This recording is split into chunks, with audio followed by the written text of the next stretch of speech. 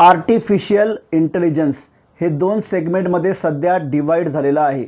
पहिलं सेगमेंट म्हणजे semiconductor chips segment, जसं का अमेरिकेमधला एनव्हिडिया झाला, त्यानंतर कोरियन चिप शेअर झाले, आपल्याकडचा APL मायक्रो सिस्टीम झाला किंवा केन्स टेक्नॉलॉजी, मिसचिप यासारखे शेअर्स झाले, जे सध्या 120-150च्या PE ट्रेड करत आहे. प्रत्येकाला हे शेअर पाहिजे, कारण हे फक्त त्यांना भविष्य दिसतं आहे, डेटा सेंटर भविष्य आहे. दुसरं सेगमेंट असं आहे ते म्हणजे IT services, TCS, Infosys, cognisant, IBM, बऱ्याच साऱ्या कंपन्या आहे. या कंपन्या सध्या 10-15च्या PE चालू आहे. AIचा दुसरा भाग जो आहे तो अत्यंत अंडर व्हॅल्यूड आहे, कोणालाच तो घ्यायचा नाही आहे. हे सध्या AIचं दोन सेगमेंट्स आहे. तर जर आपण पाहायला गेलो तर चिपचे कन्झ्युमर्स कोण आहे?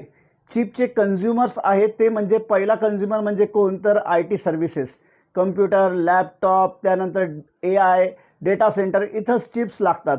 आणि दुसरं म्हणजे मोबाईल सर्व्हिसेस जे आहेत त्या तर खूप काळापासून मार्केटमध्ये आहे, परंतु AI आणि डेटा सेंटर हे भविष्य आहे म्हणून चिप्स शेअर्स वाढत आहेत.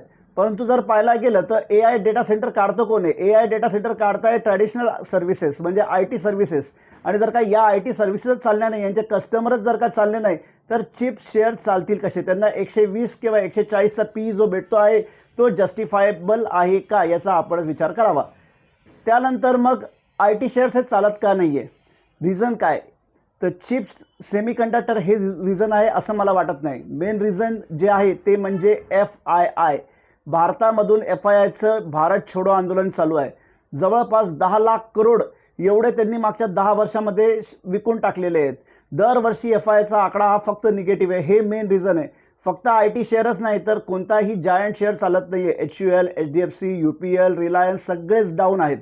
तर हे पहिलं रिझन. आणि दुसरं रिझन जर का आपण पाहायला गेलो तर दुसरं रिझन असं की US रिसेशन, USमध्ये बिलकुल स्पेंडिंग नाही आहे. USमध्ये जोपर्यंत इंटरेस्ट रेट कट होत नाही तोपर्यंत त्यातले बँकिंग शेअर्स जे आहेत ते टेक्नॉलॉजीवरती, इन्फ्रास्ट्रक्चरवर स्पेंड करणार नाही. आणि जोपर्यंत ते टेक्नॉलॉजीवरती स्पेंड करणार नाहीत तोपर्यंत ITला बूम येणार नाही. आय थिंक हे दोन रिझन आहे. एक गोष्ट घडू शकते ती म्हणजे काय, तर चिप सेमीकंडक्टर यांचे PE कॉन्ट्रॅडिक्ट होऊन 30 येतील भविष्यामध्ये आणि ITचे PE वाढून एक्सपान्शन होऊन 30 होतील. स्वतः विचार करा. चॅनलला सबस्क्राईब करा.